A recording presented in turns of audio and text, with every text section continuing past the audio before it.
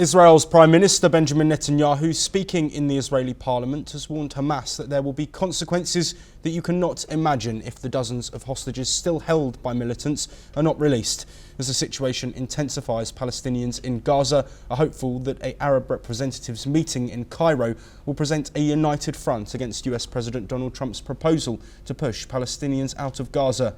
The Arab League summit, convened by Egypt, seeks to offer an alternative plan that respects Palestinian rights and ensure Gaza remains habitable. Israeli forces have killed 2 Palestinians in southern Gaza amid an escalating humanitarian crisis following Israel's decision to cut off aid to the besieged enclave and backtrack on a ceasefire deal. International concern is mounting, with Canada, Germany, Spain and Turkey joining calls for Israel to lift its renewed blockade on humanitarian aid entering Gaza. Meanwhile, US Special Envoy Steve Witkoff plans to return to the region in the coming days, aiming to either extend the current ceasefire's first phase or move negotiations on to phase 2, according to a State Department spokesperson.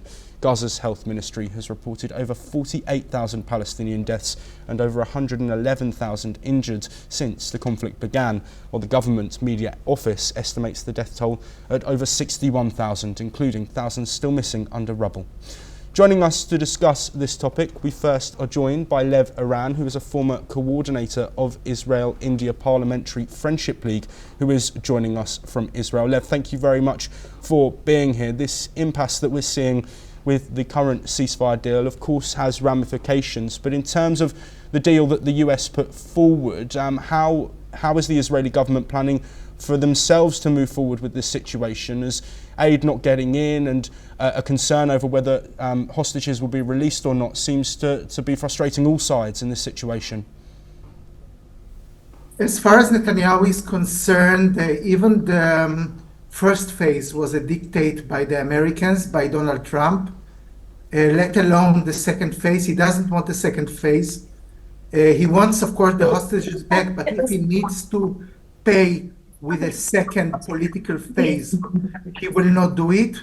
And also many Israelis see gleefully how Hamas, that was treated as a rock star in many capitals and also campuses in America, now they play a second fiddle in the emergency summit in Cairo. So as far as Israel is concerned, there is no American pressure for a second phase, and Hamas will have to comply with the first phase. Absolutely. Staying with you, Lev Aran, looking at that first phase, it has of course stopped. Is there a feeling that this might return to an all-out conflict sooner rather than later, rather than the ceasefire being extended? There is not much of an appetite of Netanyahu to go to a big war right now, because still he hopes that after the Cairo summit, the Palestinians, the Hamas, not the Palestinians, Hamas will understand they will have that they have no choice but to go with the first phase.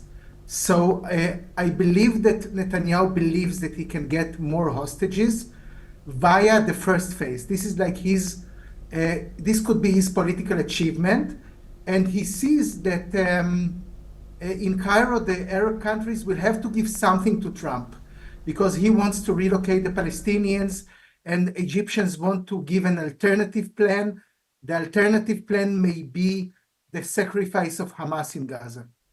Lev Aran, there have been calls from countries across the world relating to the aid that has been blocked. The UN, of course, have said as well that the situation in Gaza is dire. Supplies, we know, are running low. Is there a responsibility on the Israeli government to make sure the people in Gaza get the aid they need, while also carrying out their aims, of course, of getting the hostages back and making sure Hamas don't launch another attack like they did on the 7th of October? Israelis do not believe that the hunger in Gaza is connected to the aid. Israelis believe that over $1 billion Hamas got as a commission via the aid that Palestinians in Gaza got until now. Israelis saw how starved Israeli hostages are among healthy young Palestinians. So if we are speaking about the desi Israeli politics, there is no pressure on the government to give Palestinians any aid.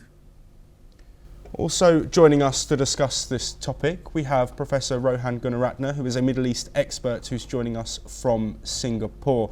Professor Gunaratne, thank you very much for being here. I want to build on what Lev just said there, relating to the situation of aid in Gaza. In your opinion, how important is it for the people who remain in a Gaza which, as we know, is not in a state and not in the state that it was before this conflict started? How can they hold out hope given the signs that no aid will be coming in the immediate future, or has been over the last couple of days? The Palestinian in Gaza has suffered significantly, and they want to ensure that this war stops. There is no support from the Palestinians for the continuity of war. They want the aid to come in, and they want their homes to be rebuilt. But at the same time, there isn't adequate pressure on Hamas to release the Israeli and the foreign hostages they are holding. The Arab countries that are now meeting in Cairo, they should very clearly understand that Hamas should be asked to dismantle their military capabilities so that the Palestinians can live in peace. If the Hamas is not going to dismantle their military capabilities, what is going to happen is that the war will continue. And of course, more Palestinians will die because Hamas will hide behind the Palestinian homes and Palestinian institutions. So what is central to understand is that there must be the cooperation and collaboration and partnership of the Arab nations, and they must exert pressure on Hamas to dismantle. Professor Gunaratne, staying with you, I want to really hone in now on this meeting of Arab leaders that we've had in Cairo. In terms of the future of this conflict, the future of this impasse, how important do you think it is that all sides in this war and all allies in this war have discussions to try and end it? We've seen something, of course, in Europe similar, with arguments over who will be involved in peace negotiations, but it seems that Donald Trump has set out his plan. It seems that Israel, of course, are following on with what they're doing. But how important are the Arab leaders in formulating a lasting peace plan that can see Gaza either be rebuilt in whatever format and also see the hostages returned? Arab leaders must insist on Hamas to release the hostages. It is a disgrace for those leaders if they are not going to compel Hamas to do so. And also, they know, those Arab leaders know very well that IDF, the Israelis, are going to strike and eliminate and fight, and the Palestinians are going to die if they are not going to do that. Israel is reaching a point, and the Americans are reaching a point. America under Trump is reaching a point where Trump has told Netanyahu, you can go ahead and eliminate Hamas. So the pressure today is on those Arab leaders. They must ask Hamas to release the hostages or war will resume. They must ask Hamas to dismantle their military capabilities, or else Israel will attack the Gaza area, and again war will resume. So Arab leaders have a huge responsibility. Lev, Aaron, coming to you to end this discussion now. We've heard Benjamin Netanyahu's warnings towards Hamas. What do you think that will entail? I think the talking is not that important. The more important thing is that the Arab countries will have to sacrifice Hamas they will have to sacrifice it, because otherwise Donald Trump's plan of relocation will become relevant again. So they will have to prove Trump that on one hand, they don't want the relocation. On the other hand, they do not support Hamas, even not as a second fiddle in Gaza.